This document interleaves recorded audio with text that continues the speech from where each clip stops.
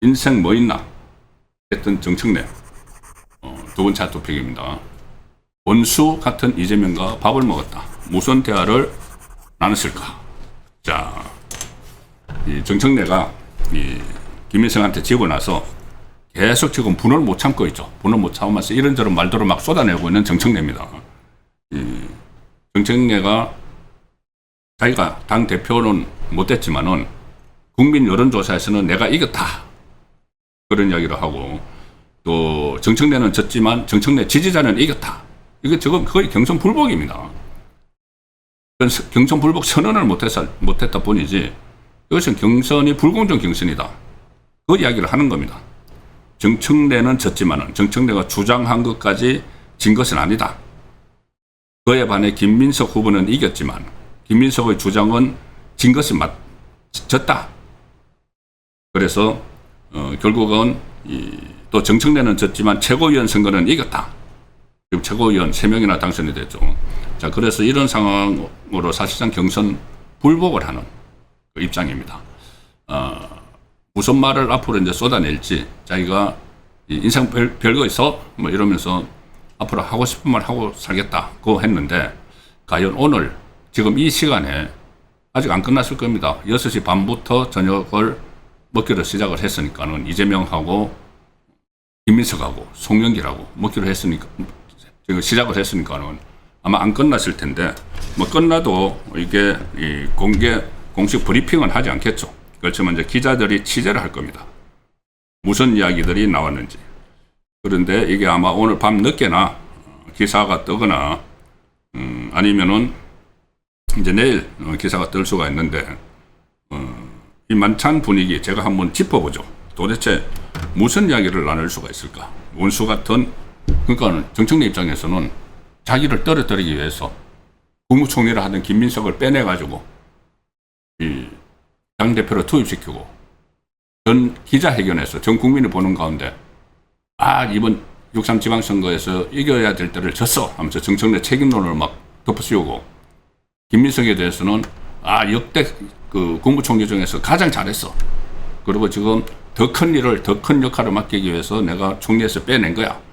일방적으로 김민석을 지지를 하고 지원 사격을 하고 또 결정적으로 호남에 820조죠. 그 행정통합에서 주는 인센티브까지 820조 몰아주면서 김민석이 호남에서 25%포인트 차를 이기는 바람에 정청래가 나락으로 떨어져 버린 거죠. 그런데 지금 저녁을 먹고 있습니다. 자, 제가 기사를 하나 소개를 드리면서 제가 한번 예측을 해보죠. 무슨 말이 나올지. 문화일보 기사입니다. 지금 하고 있는데 뭐 2시간 정도는 뭐 좀 조금 하겠죠. 아직은 뭐 끝났다는 그런 건 없습니다. 나오면은 제가 바로 설명을 드리겠습니다. 이 청와대 만찬 동상사몽이다. 정청래는 건토중래 복잡한 속내일 것이다.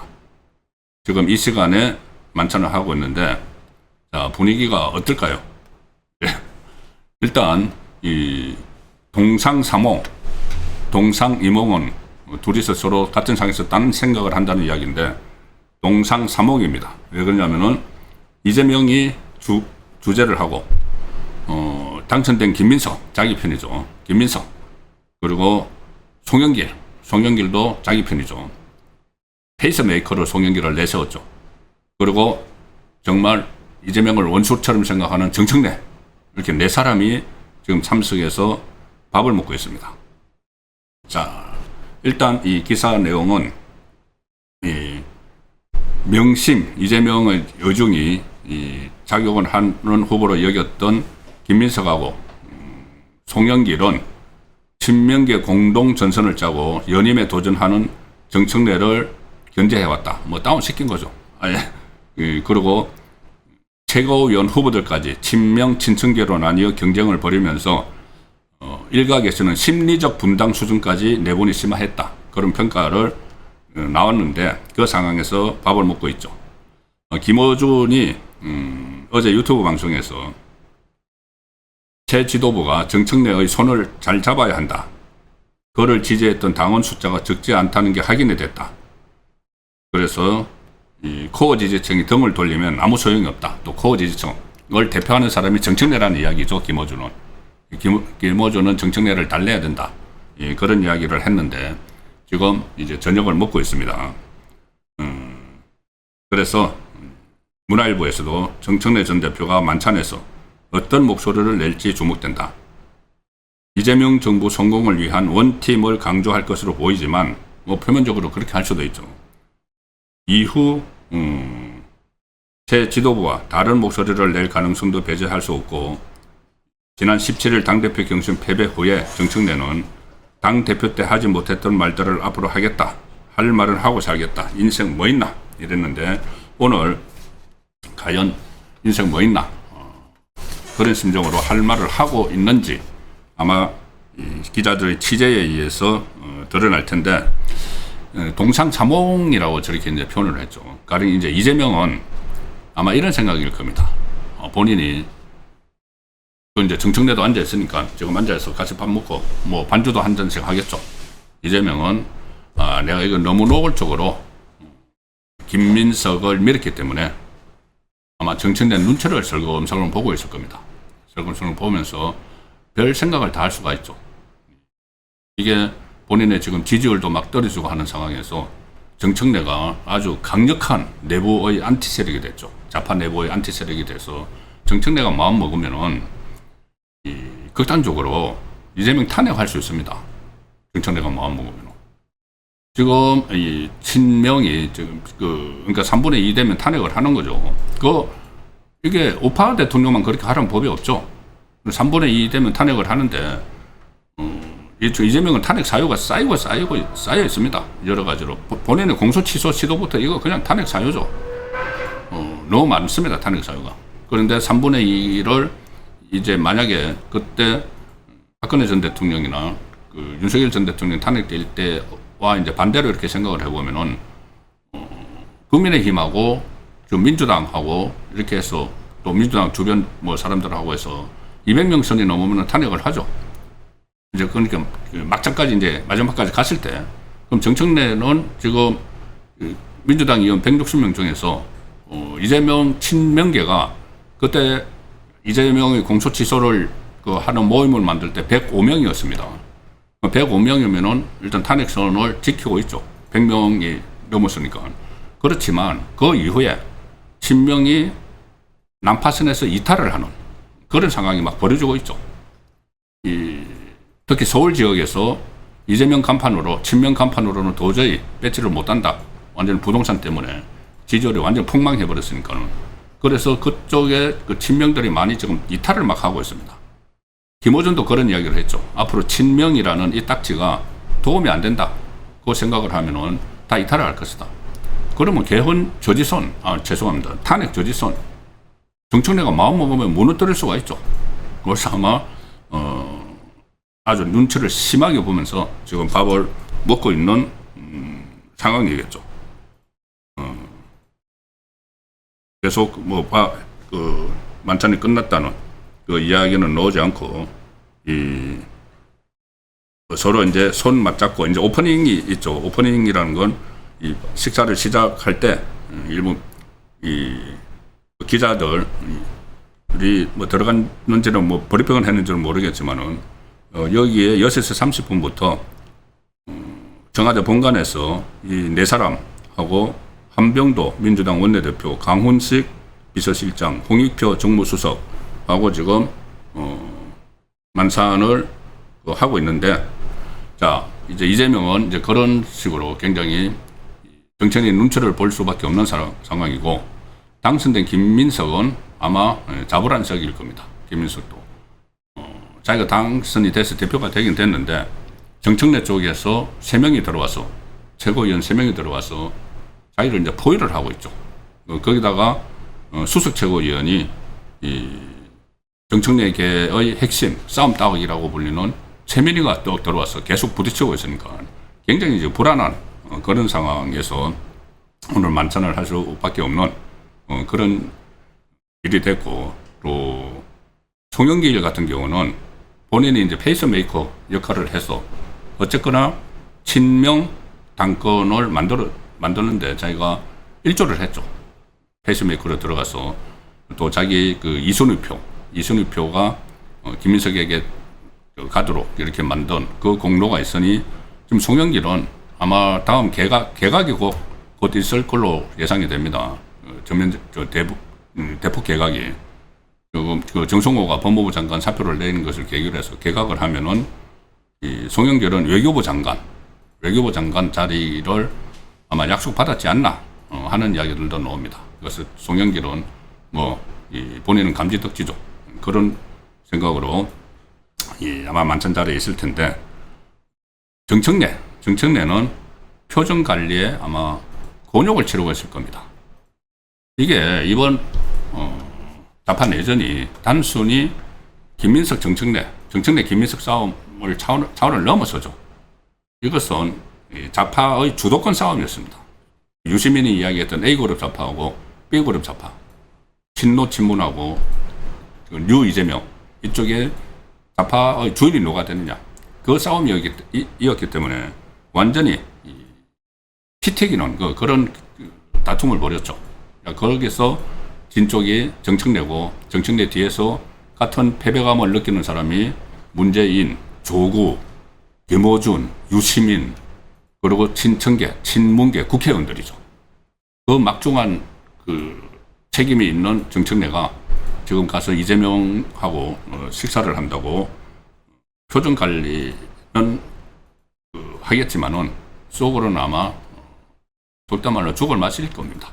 그런데 이제 그런 부분들이 상징적으로 나타나는 거지만은 앞으로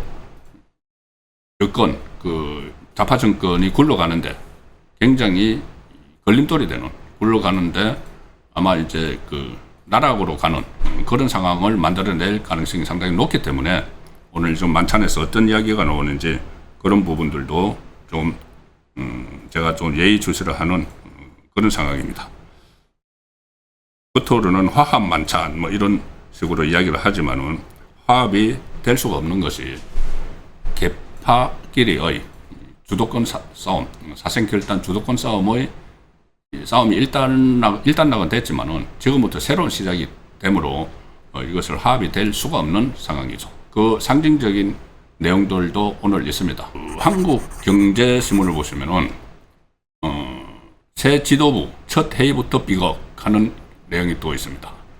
새 지도부가 오늘 이제 부산에서 최고위원회를 했는데 이때부터 벌써 첫 번째 회의부터 김민석하고 최민희가 미묘한 신경전을 벌였다.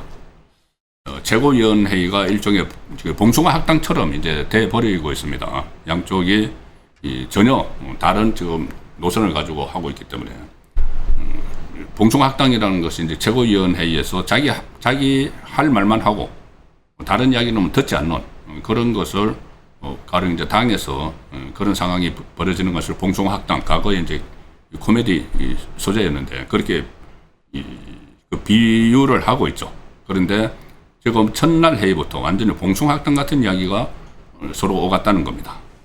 김민석이 자신의 민생 실용 확장 이 노선이 당원의 선택을 받았다. 이번 자기가 승리한 거에 대해서 본인이 강조한 민생 실용 확장이 당원의 선택을 받았다. 이렇게 하니까는 최민희가 바로 치고 나와서 수석 최고위원이죠. 그게 아니고 이번 경선 결과는 민심이 견제한 결과다. 이제 민심이 당심을 이겼다. 이 말입니다. 왜냐하면은 당원 권리 투표에서 권리당원 투표에서 김민석이 이겼지만은 일반 국민 여론조사, 그러니까 민심에서는 정청래가 이겼다. 이걸 그냥 김민석 앞에서 노골적으로 하는 겁니다. 정청래도 그 말을 했죠. 국민 여론조사에서는 내가 이겼어. 민심에서는 내가 이겼어. 당심에서는 졌는데 왜 당심에서 졌느냐? 호남이 33%를 차지하는 권리당원, 그리고 호남 출항인들이 대거 들어가 있는 서울, 경기 38%. 거기에 대해서 호남 몰빵 때문에 당심이 그쪽으로 간 거지. 민심은 내가 이긴 거야. 이렇게 정청래가 이야기를 했는데 최민희가 최고위원 석상에서 김민석 앞에서 그 이야기를 그대로 하는 겁니다. 첫날부터 이러니까 이게 과연 제대로 앞으로 굴러갈까? 그런 생각까지 하게 되는 것이죠. 그리고 이 김민석은 일종의 군기 잡기도 시작을 했습니다. 그러니까는 친정청래계에 대해서 군기를 잡는다고 뭐라고 했느냐면은 앞으로 지도부 내에서 비공개 사안이 외부로 새어나갈 경우 강경 대응하겠다. 이렇게 엄포를 놨습니다. 비공개를 필요로 하는 사안은 엄수할 것이다. 다른 여러 사안을 결정하는 실제의 최고위는 대부분 비공개되어 왔는데 그 부분이 필요하다면은 원칙적으로 공개하겠다. 그렇지만 비공개가 돼야 될 사안이 공개될 경우에는 지위 고하를 막론하고 회의에서 퇴출하겠다. 그러니까 친정청래계에게 거의 협박을 하는 겁니다. 지금 안에서 논의되는 사항, 내부에서 비공개로 논의되는 사항이 언론에 나면은 그거는 보나마나 정청래계에서 언론 플레이를 한 것이니까는 아주 그냥 회의에서 지위 고하를 막론하고 퇴출하겠다. 이런 이야기를 이제 기강 잡기, 군기 잡기 차원에서 했는데 그런 데 대해서는 그냥 흘러 듣고 최민희를 비롯해서 이 정청래계 최고위원들은 가령 다른 이야기를 막 합니다. 지명직 최고위원이 이제 두 개가 김민석 몫인데 그 중에서 하나는 청년 최고위원으로 해서 선출을 하자. 그것이 또 정청래계를 한 사람이라도 더 늘리기 위해서 그런 이제 맞대응을 하는 이 상황까지 지금 벌어지고 있습니다. 그러니 이것은 첫 회의부터 저렇게 삐걱거리고 있으니까 이것도 나중에 이재명 정권 전체에 이게 쌓이고 쌓이다 보면은 뭔가 한 폭발을 할 수가 있죠. 내부에서 집권당 내부에서 폭발을 하면은 이재명 정권에 엄청난 영향을 미치는 악영향을 미치는 그런 상황도 충분히 예상되고 어떻게 보면 좀 아슬아슬하다. 민주당 최고위원회의가 굴러가는 첫날부터 모습을 보면은 그런 생각도 듭니다. 뭔가 큰 게 좀 폭발을 할 것 같은 그런 예상도 들죠. 자, 이런 문제를 비롯해서 이재명은 지금 집권 초반에, 아직은 초반인데 정권 말기적 현상이 이재명 정권 주변에서 나타나고 있습니다.